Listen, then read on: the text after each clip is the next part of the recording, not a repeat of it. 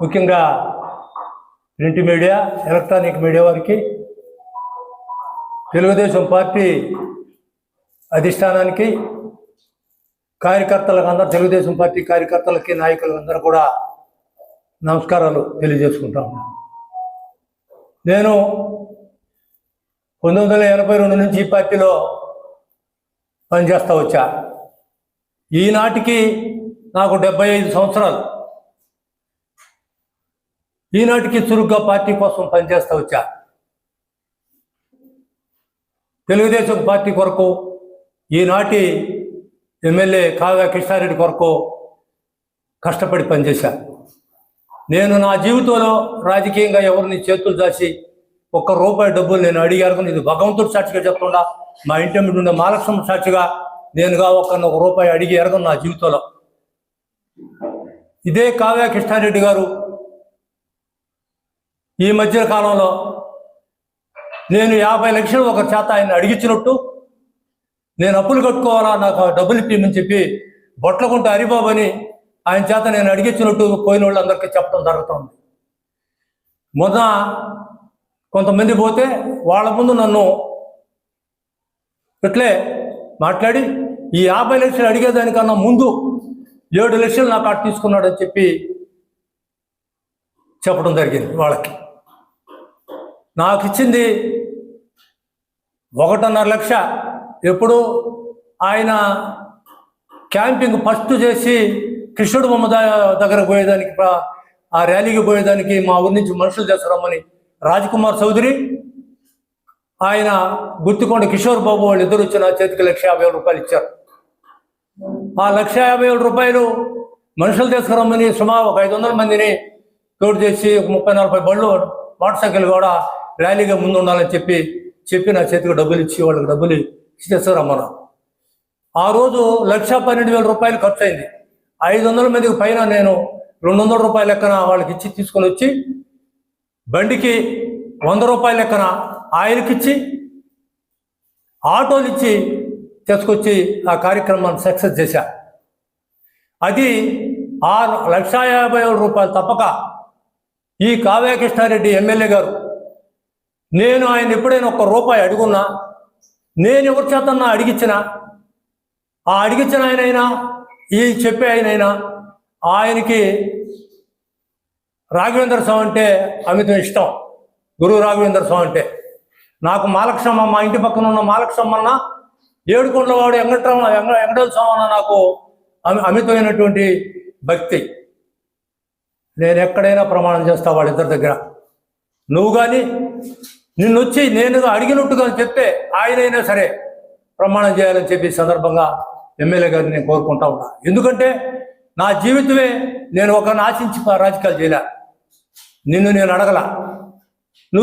నువ్వు ప్రచారం చేస్తే పార్టీలో నాకు, నా ఊర్లో కార్యకర్తలు ఏమనుకుంటారు, మమ్మల్ని అడ్డం పెట్టి డబ్బులు తెచ్చుకొని తిన్నాడని నా మీద ఒక అభద్ర భావం ఏర్పడే పరిస్థితి నాకు ఎలా ఏర్పడింది. నేనేం చేయాలా? ఇది నువ్వు నిరూపించాలా. నేను నిన్ను అడిగినట్టు నేను అడిగానా, లేకపోతే ఎవరి చేత అడిగించానా, ఆయన వచ్చి చెప్పాలా. అప్పుడు ఇది వాస్తవం. నువ్వు నీకోసం, ఎలక్షన్ కోసం కష్టపడి పనిచేశా. కావలి 40 వార్డులకి మా 122, 120, 121, 122 బూతులు చెప్తున్నా. 128, 131, 132 5 బూతులకి నేను ఇన్ఛార్జి. ఒక బూత్ 128, 128లో 61 ఓటు వైసీపీకి మెజార్టీ వచ్చింది. మీ సామాజిక వర్గం ఉండేటువంటి బూత్ అది. 5 వార్డుల్లో 5 బూతుల్లో 625 ఓట్లు కావలి 40 వార్డుల కల్లా మెజార్టీ తీసుకొచ్చాక నా వల్ల అయిందా? నేను కార్యకర్తలు పనిచేశా. ఇది చంద్రబాబు, ఈ రాష్ట్రం చంద్రబాబు అయితే బాగుంటుందని ప్రజలు అనుకున్నారు. మేము వాళ్ళకి కార్యకర్తగా పనిచేసి ఈ మెజార్టీ రావడం జరిగింది. నువ్వు మమ్మల్ని ఎట్టంటే అట్ట హీనంగా, ఆ భాష మనుషులు వాడే భాష కాదు అది. ఎవరు చెప్పాలా? ఇది ఎమ్మెల్యే గారు నేను అడిగిన దానికి సమాధానం చెప్పాలా, లేకపోతే లేనిది రోడ్లో కూర్చొనే పరిస్థితి కూడా వస్తుంది. ఇది ఖచ్చితంగా ఇది నిజమని చెప్పి ఈ సందర్భంగా తెలియజేసుకుంటూ ఇంకొక విషయాన్ని మీ ముందు పెట్టాలా. పునర్నిర్మాణం కొరకు ఒక ఆయన వచ్చి నన్ను రమణయ్యని ఇంటూరు రమణయ్యని బయలుదేరి అబ్బాయి, ఆయనకి భక్తి, బాలకృష్ణ గుడి పునర్నిర్మాణం చేద్దాం అనేటువంటి ఉద్దేశం ఆయన చెప్పాడు. అయ్యా రాజకీయాలు నేను వస్తే ఇబ్బంది వస్తుందని చెప్పా. ఆయన ఏం చెప్పాడు, అన్న రాజకీయాలకు అతీతంగా మన గుడి నిర్మాణం చేద్దామని చెప్పి నా కాటికి వచ్చాడు. సరే నిర్ణయించుకొని నేను ఎండోమెంట్ ఆఫీస్ పోయి అడిగితే వాళ్ళు 10/2/2026 లోపల 10వ తేదీ లోపల కనుక మీరు డబ్బులు కడితే ₹1,30,000 33%, 33% నువ్వు కనుక కడితే నేను శాంక్షన్ చేపిస్తాం. అది మంత్రి గారు ఈ నెలాఖరులో మీటింగ్ పెడతాడు, ఆ మీటింగ్లో శాంక్షన్ అవుతుందని చెప్పడం జరిగింది ఆయన. సరే మంచి వ్యవసాయం అంటే ఎవరో డబ్బులు పోయి అడిగితే ఇచ్చే పరిస్థితి లేదు. సరే ఒక ఇద్దరు ముగ్గురు సందర్భ పనులు ఇచ్చారు. కొంతమంది నేను 30 లక్షల రూపాయి వడ్డీకి బ్యాంకీ వడ్డీ ఇస్తానని తీసుకుపోయి 10వ తేదీ లోపల ₹33,34,000 ₹35,000 ఎండోమెంట్ ఈవో పేరుతో డబ్బులు కట్టి రామనారాయణ గారికి పోయి రామనారాయణ అది చూసిన తర్వాత రేపు మీటింగ్ ఉంది, నేను ఆ మీటింగ్లో శాంక్షన్ చేపిస్తానని చెప్పాడు. ఆయన దగ్గరికి 5 సార్లు పోయా. ఆ గుడికి ఈవో లేడు. ఆయన అడిగాయా ఈవో కావాలంటే పిలిచి చెప్పి ఈవో వేయించాడు. నాకు ఈ శాంక్షన్ చేయించాడు. తర్వాత టెండర్ వేయాలని పిలిచి టెండర్ ప్రక్రియ కూడా అయిపోయింది. టెండర్ వేయాలంటే నీకు ఇష్టమైన మనిషిని పెట్టుకొని నేను చెప్తాను అని చెప్పి కమిషనర్కి నేను చెప్తే మా సొంత మనిషి మాకు కావాలని ఒక టెండర్ పిలుచుకున్నాం. టెండర్ ప్రక్రియ అయిపోయింది. దీనికి పాత గుడి కాబట్టి పగలగొడితే పంచనామా అని చేస్తారట. ఎంఆర్ఓ పోలీస్ పర్మిషన్ తీసుకోవాలా, వాళ్ళ సమక్షంలో అది పగలగొట్టాలని. 5వ తేదీ ఈ నెలలో 5వ తేదీ బాలాలయం అని కట్టి, బాలాలయం కట్టిన తర్వాత 17వ తేదీ అమ్మవారిని కళలు తీసిదా అక్కడ పెట్టాలా. అయిపోయిన తర్వాత 23వ తేదీ శంకుస్థాపన కూడా మీకు ఇచ్చిన పాంప్లెట్లో ఉంది. 23వ తేదీ శంకుస్థాపన అని చెప్పి మేము నిర్ణయించుకొని అంతా ప్రక్రియ గవర్నమెంట్ చేయాల్సిన ప్రక్రియ అంతా అయిపోయింది. సరే నేను ఎమ్మెల్యే దగ్గరికి నా సహచరుడు రమణయ్య మా ఊరి నుంచి కొంత 10 మంది పిల్లకాయల్ని ఈ పాంప్లెట్ ఇచ్చి ఆయనకి పోయి పిలవండాయా రేపు బాలాలయం కట్టేదానికి గుడి శంకుస్థాపనకి పిలిచిరమ్మన్నా. అది చాలవాళ్ళు ఇస్తే నేను వేసుకోవటం లేదయ్యా అని చెప్పాడట. సరే ఆయన ఇష్టం, అది పాంప్లెట్ ఇస్తే పాంప్లెట్ తీసుకుని నా పేరు లేదు, వాళ్ళని ఎట్టంటే మాట్లాడి నేను ₹1,00,00,000 నేను శాంక్షన్ చేపిస్తే నా పేరు లేదు, నాకు అవసరం లేదు, నేను రానని చెప్పి పాంప్లెట్ తిరిగి ఇవ్వటం జరిగింది. సరే ఇచ్చాడు, ఏం చేయాలరా నాయన, ఎవరు రారి ఎట్లా చేయాలని నేను సందిగ్ధం పడి మరుస రోజు ఆలోచించేటప్పుడు ఆయన సామాజిక వర్గాన్ని సంబంధించినటువంటి మొత్తాన్ని పిలిపించుకున్నాడు. మొత్తం వైసీపీ. నేను చెప్తున్న ఎన్టీఆర్ బొమ్మ తీసేసినటువంటి ముద్దాయిలు, తర్వాత ఎలక్షన్లో కొట్లాడినటువంటి వాళ్ళు అందరినీ ఆయన ఇంటికి పిలిపించుకొని వాళ్ళ చేత అబ్జెక్షన్ పెట్టి నా పేరు ఉండకూడదు, ఈ కమిటీలో ఆయన ఉండకూడదు అని చెప్పి కొత్త కమిటీని వేయాలని వాళ్ళు నిర్ణయించుకొని ఆయన అసిస్టెంట్ కమిషనర్కి ఫోన్ చేసి జరిగింది. ఇది ఏమంటారు దాన్ని, స్విచ్ అది సెల్లు ఓపెన్ చేసి వినిపించాడు అందరికీ, వాళ్ళందరికీ వచ్చినటువంటి సామాజిక వర్గాన్ని అందరికీ. ఆయన చేయకూడదు, వాళ్ళంతా పూర్తి అయిందంటే నేను చెప్పినట్టు చేయవే అని చెప్పి అతను బెదిరించడం జరిగింది ఆ కమిషనర్ని. ఆయన కుదరదండి అటు చేయకూడదంటే అప్పుడు మంత్రి గారికి ఫోన్ చేసి ఆయన ఆ కమిషనర్కి చెప్పించుకున్నటువంటి సందర్భం అది. ఇప్పుడు వేరే కమిటీ వేసినట్టు మరి నిన్న ఆ గుడి దగ్గర సభ్యులు వచ్చి చెప్పడం కూడా జరిగింది. నేను ఎన్నేళ్ళు పార్టీ కోసం పనిచేసి నీ కోసం పనిచేసి ఇదేనా చట్టానికి ప్రభుత్వానికి లోబడి మేము కూడా మా సొంత పని కూడా మేము చేసుకునేటువంటి పరిస్థితి ఈరోజు ఈ కాలంలో లేదు. మరి ఎందుకయ్యా ఇంత మరి ఈ అన్యాయం ఏంటంటే కొంతమంది మీద కసిగట్టి దాంట్లో నేను ఒకడిని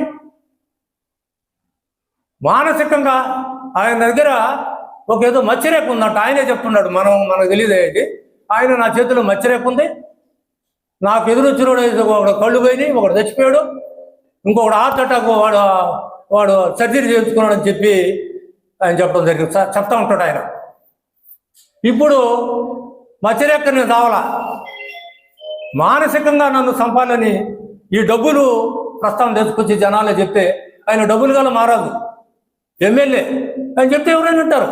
ఆయన డబ్బులు అడిగాడంటే నన్ను నమ్ముతారు కదా, వేరే డబ్బులు అడిగాడు కావాలి శ్రీహరి నాయుడు. అందుకని అటు చేస్తే నేను మానసికంగా చచ్చిపోవాలి. ఇక్కడ 2 రైతులు నిద్రలేదు, లేకపోతే నేను ఈ ప్రెస్ మీట్ పెట్టాల్సిన అవసరం పడలేదు, పెట్టను కూడా. నా బాధ ఏదో మీకు చెప్పుకోవాలా, ప్రజలకి కార్యకర్తలకి పార్టీకి తెలియజేయాలనే ఉద్దేశంతోనే నేను ఈ ప్రెస్ మీట్ పెట్టడం జరిగింది.